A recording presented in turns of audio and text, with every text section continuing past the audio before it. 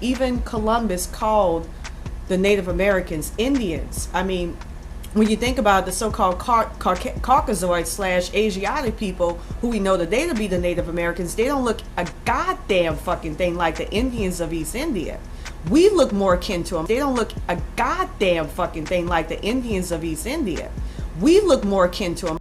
Originally applied to the Aboriginal or copper-colored races found here by the European, or copper-colored races found here by the European, or copper-colored races found here by the European, or copper-colored races found here by the European. For the definition of American, we're going to reference the first dictionary ever published in this country. Remember, during this time it was against the law for your ancestors to read. American, a native of America, originally applied to the Aboriginal or copper-colored races found here by the Europeans, but now applied to the descendants of Europeans born in America. Pay attention to that second paragraph, but now applied to the descendants of Europeans born in America.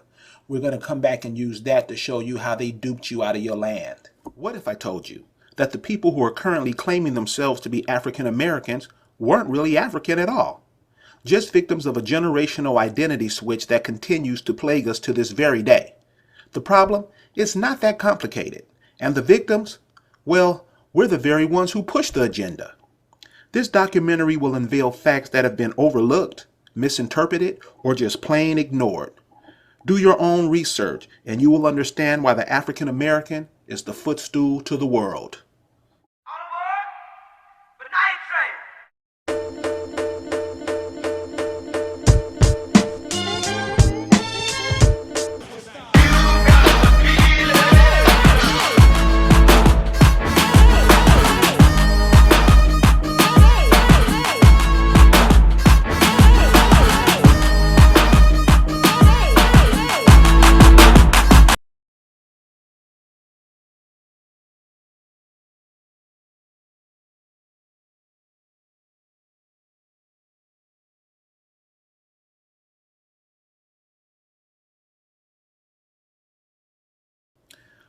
Throughout the course of this presentation, I'll be using everyday phrases and terms that on one hand mean one thing and in a different context mean something totally different.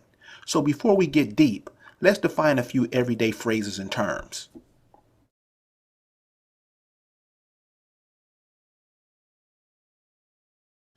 The Roman province of Africa was established after the Romans defeated Carthage in the Third Punic War. It roughly comprised the territory of present-day northern Tunisia, northeastern Algeria, and the Mediterranean coast of modern-day western Libya, along the Syrtis Minor. The Arabs named roughly the same region as the original province, Ifriqiya, a rendering of Africa. The origin of the term Africa is not the title that indigenous people picked for themselves. It's the term given by the Romans after they conquered those people in those lands. But why the term Africa?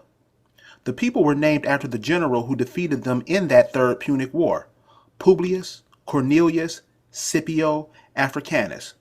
So the people who refer to themselves as Africans are letting the world know that this is their origin. This is who they pledge their allegiance to, the general god Africanus. If you take a look around America, you'll notice most of the counties, parks, streets, and schools were named in the very same fashion. Europeans coming over destroying your accomplishments and renaming them after themselves. The two most common names, Washington and Jefferson.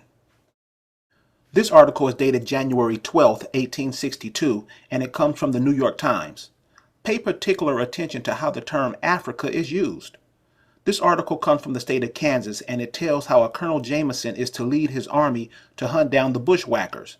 You can pause the DVD here to read the piece I have here, or email me, and I'll send you a copy of the full article.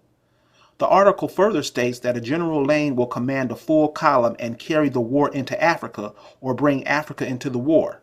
Question: what does Africa have to do with Kansas? This is further proof that Africa is not a place or people, it's a political term.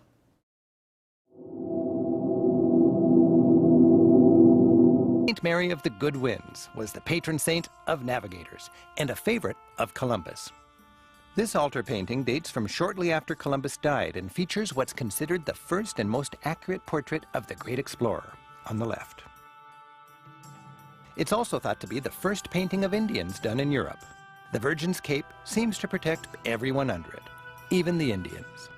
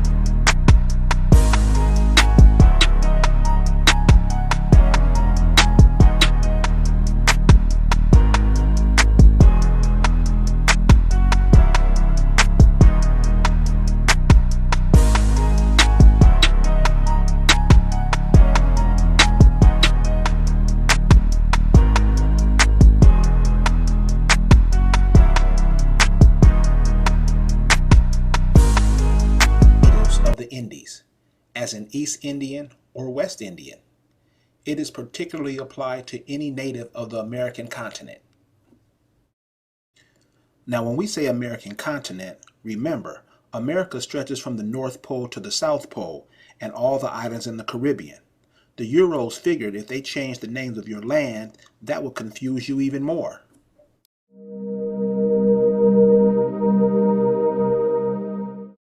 These facts, however, are mere exceptions to a general rule and do not alter the peculiar facial features of the Indian, which is as undeviatingly characteristic as that of the Negro. For whether we see him in the athletic Carib or the stunted Shama, in the dark Californian or the fair Baroa, he is an Indian still and cannot be mistaken for being any other race. An inquiry into the distinctive characteristics of the Aboriginal race of America, read at the annual meeting of the Boston Society of Natural History, Wednesday, April 27, 1842. If you accept my definition of the world, I will rule you. Seriously, how many people do you know whose skin color looks like this? Again, these terms are not descriptive, they are political. Let's take a closer look at the definition of the term black. Remember, these are not your terms. These definitions show how others see you. And when you take their definitions and start calling yourself that, if you accept my definition of the world, I will rule you. Definition number 1. Lacking hue and brightness, absorbing light without reflecting any of the rays composing it. Now, what does this mean when you are talking about a person? Definition number 2. Characterized by absence of light, enveloped in darkness, a black night. Now, if somebody was using this to describe your mother, what would you think? Now, here's where it gets real tricky. Definition number 3 is not a definition at all. It is giving you a command. And the two definitions underneath that aren't even definitions. They are a subset of number 3. And number B is telling you who the definition applies to. If you accept my definition of the world, I will rule you.